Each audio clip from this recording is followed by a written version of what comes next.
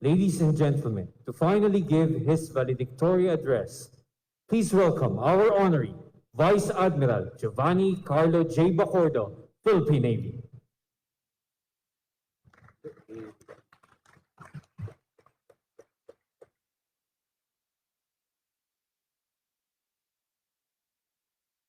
With the indulgence of the Secretary of National Defense, allow me to remove my face mask. To the Secretary of National Defense, Secretary Delfin Lorenzana, thank you very much, sir, for the trust and confidence when you approved my being the Flag Officer in Command 1 year and 4 months ago. Thank you very much, sir. And the Chief of Staff, Armed Forces of the Philippines, General Lito Sobejana, Medal for Valor awardee of our class, one of the 3 Medal for Valor awardees.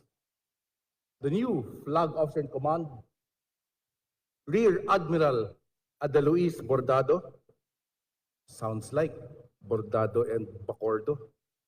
Sounds like, because in so many times in my career, I have been addressed as Captain Giovanni Bordado or Commodore Giovanni Bordado.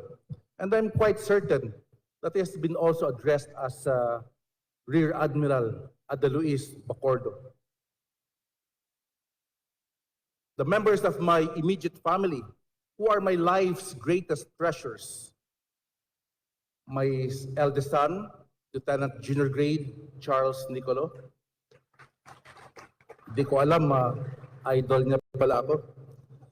My namesake, Giovanni Carlo Jr. My first daughter, Sofia Luis. My second, Stephanie Angela. My closest friends who have become family,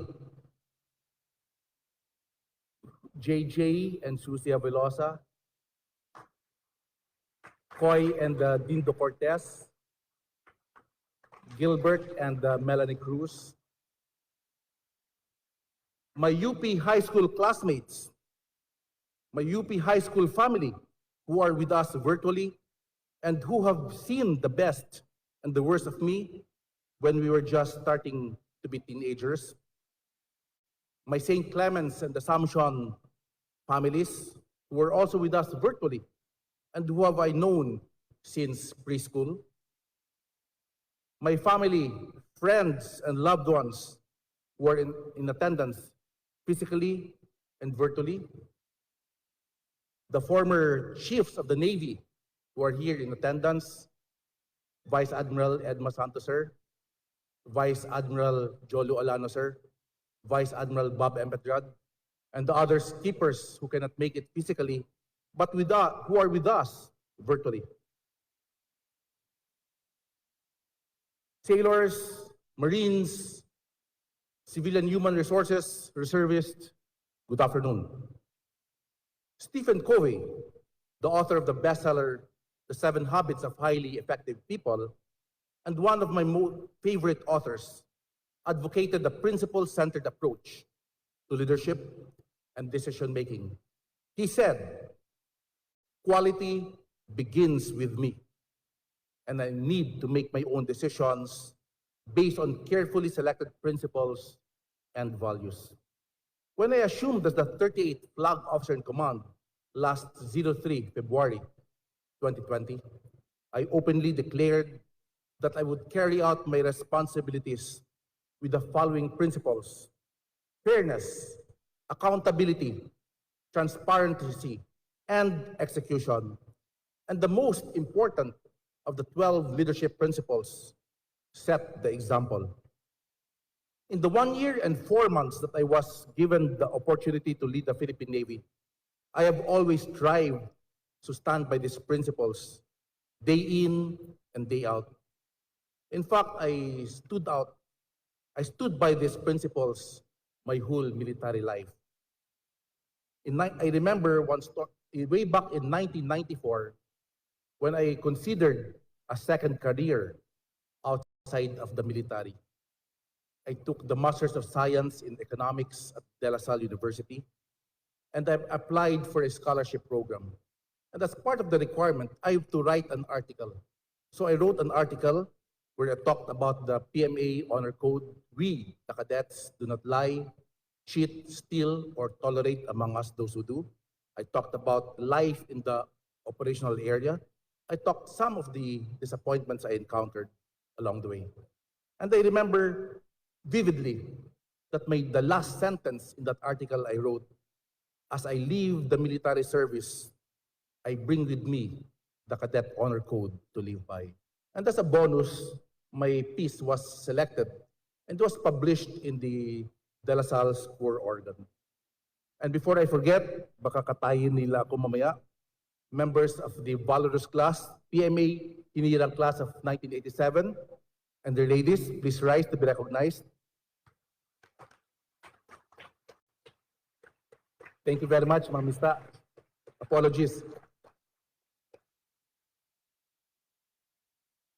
I was saying, and as a bonus, my piece was selected and published in the De La Salle school organ.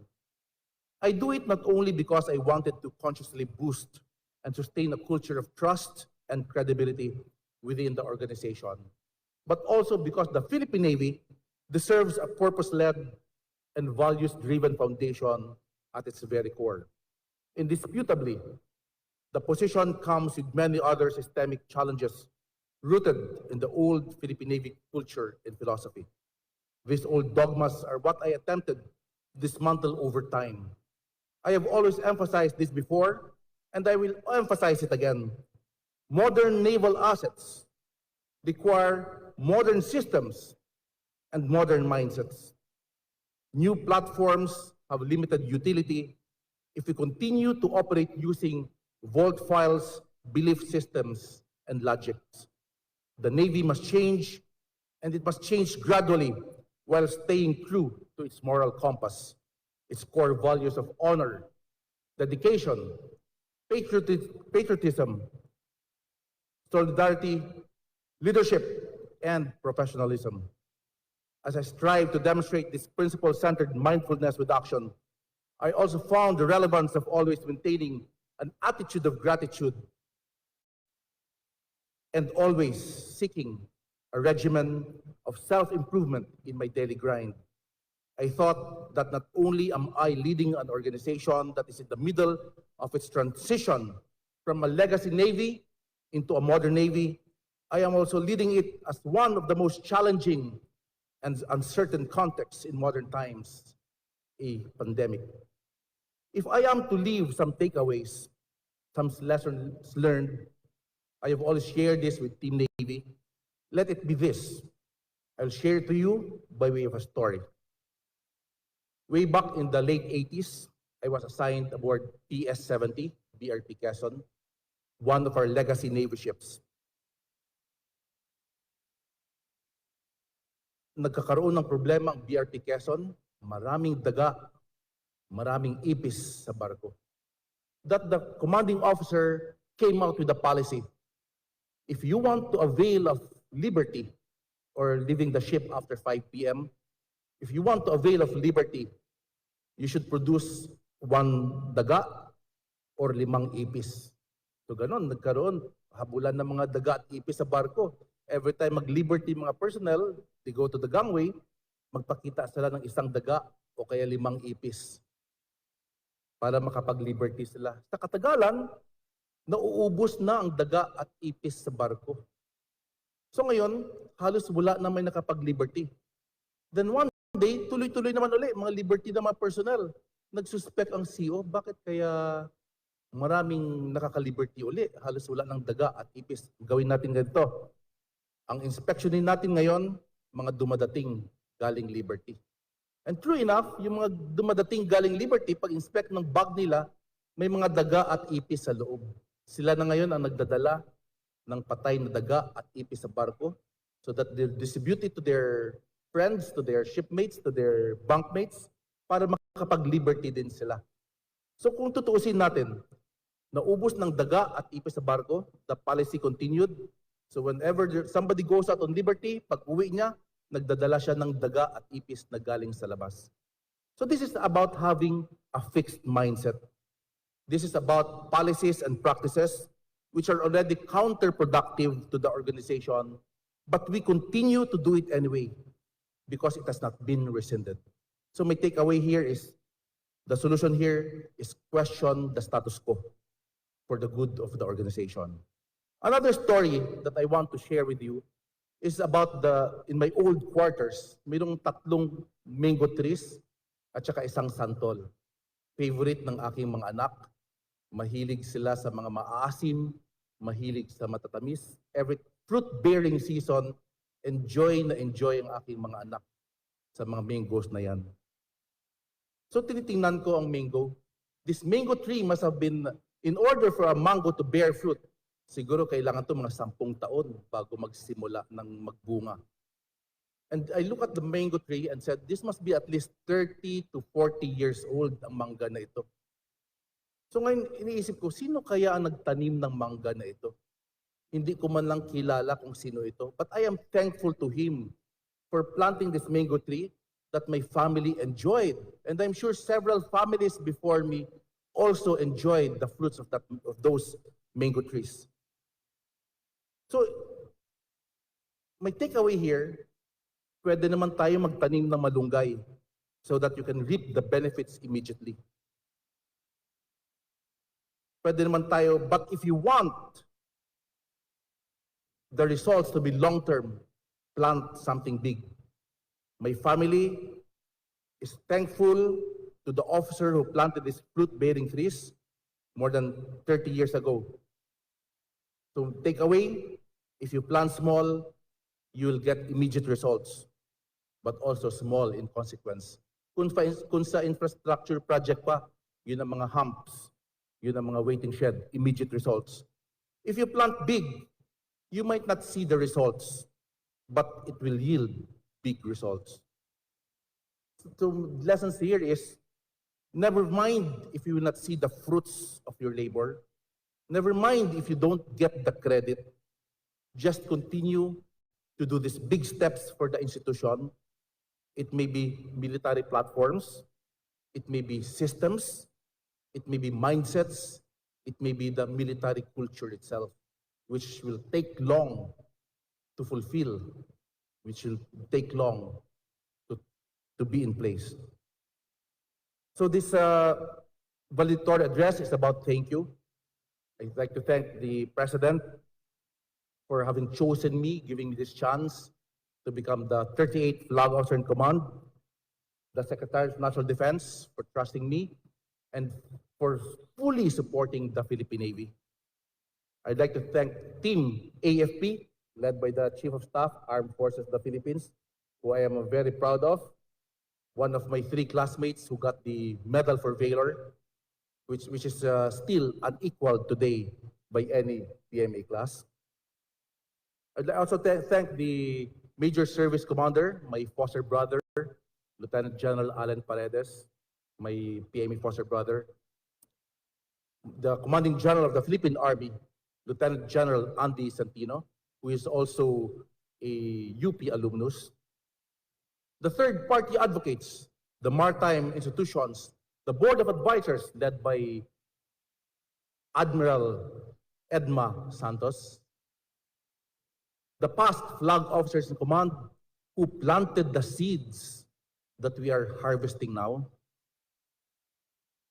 Team Navy for fully supporting me and believing in the policies and implementing it. Today, I close the military chapter of my life, 38 years, 2 months, and 8 days. I will take with me wonderful memories and experiences that shaped me to be the Navy chief, a soldier, a father, a son, a brother, and the individual that I am today.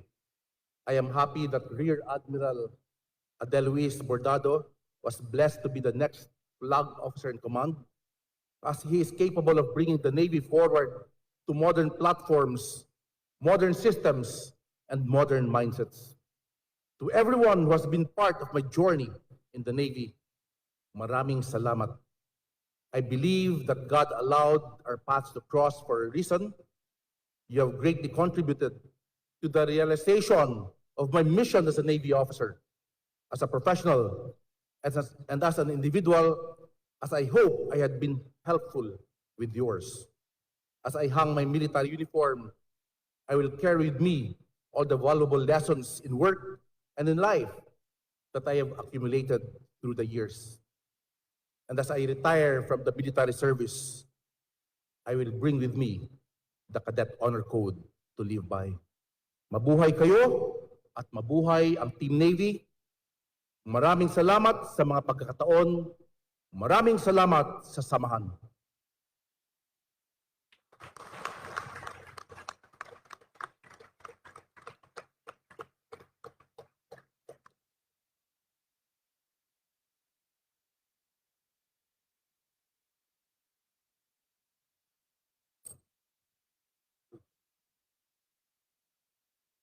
Thank you very much, sir.